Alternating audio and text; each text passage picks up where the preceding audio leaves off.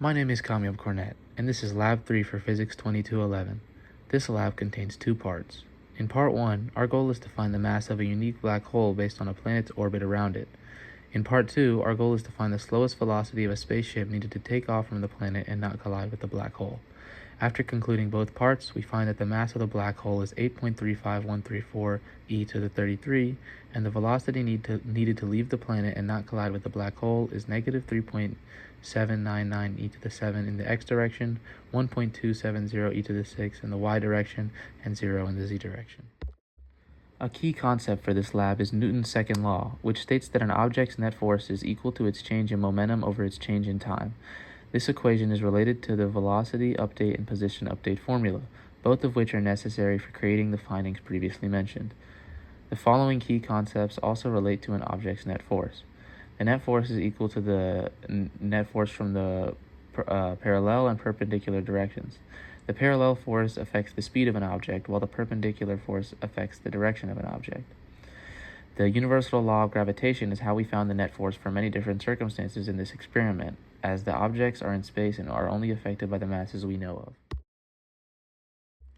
For Part 1 of the lab, we are given a planet that orbits around a black hole. We are given the mass of the planet, and from there we need to find the mass of the black hole.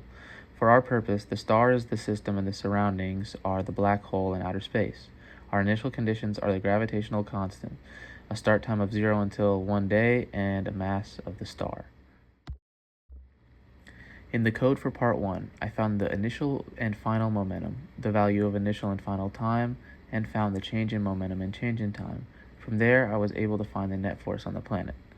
Then, using the formula for net parallel force, I found the force in the parallel direction on the planet. Finally, instead of using the formula for perpendicular force, I simply subtracted parallel force from total net force. To find the mass of the black hole, I used a formula derived from the force of gravity equation and configured it to give us the mass of the black hole instead of gravitational force. The code below was used for the display of the model you saw above. Finally, the code prints all the forces and the average mass of the black hole, since the code yielded many different answers depending on the planet's location. From this code, we were able to find the mass of the black hole, and that was 8.35134 e to the 33. This model successfully displays what was intended at the beginning of the code. It shows parallel and perpendicular forces and their separate influences on the planet's velocity and direction. A potential source of error could be from the fact that there wasn't an exact mass for the black hole, so an average had to be taken. For Part 2 of the lab, we have a new object, a spaceship, that we want to be able to leave the planet and not collide with the black hole. We use the mass of the black hole we found in Part 1, and the system is the star and the planet. The surroundings are the black hole in space. For our initial conditions, we have the masses of all three objects. Time starts at 0 and the planet's motion is as shown. First, I found the net force on the planet. I did this by using the force of gravity equation. Then, combining both the net force from the ship and the black hole, we are able to find the net force on the planet.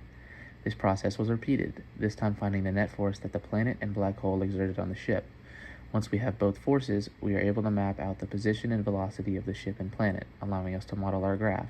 By changing the velocity of the ship, we are able to get the velocity necessary and our final answer on the next slide. After playing around with the velocity, the initial velocity of the ship was negative 3.799 e to the 7th in the x direction, 1.270 e to the 6th in the y direction, and 0 in the z direction. This is the lowest velocity the ship could have to leave the planet's atmosphere and avoid the black hole. The closest the ship got to the black hole was 2.001 e to the 8th. As stated in previous parts, the routed mass of the black hole could lead to some error when finding the necessary velocity to achieve what we did in the model.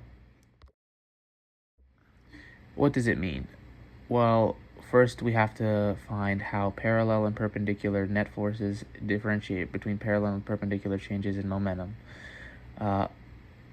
For the force in the parallel direction, it is the influence that the force has in the direction of the object, while the change in momentum in parallel is how that object's speed responds to the force.